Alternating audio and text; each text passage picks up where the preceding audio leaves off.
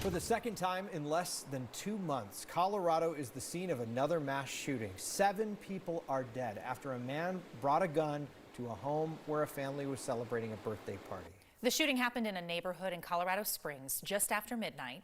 More than 20 hours later, police have said very little about what happened at Canterbury Mobile Home Park. 9 News reporter Mark Salinger is live there now. Mark. Yeah, Steve and Jenny, the crime scene lab just pulled away behind me from in front of the house where 7 people were killed early this morning. Families are still trying to come to terms with what happened.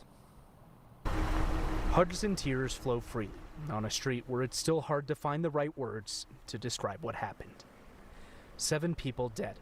6 were inside the home celebrating a birthday party. Then the shooter walked in. He took his own life after killing the others. We spoke with family of the victims who gathered Sunday outside the crime scene, still in disbelief. In the middle of unimaginable pain, none were ready to talk about what they'd lost.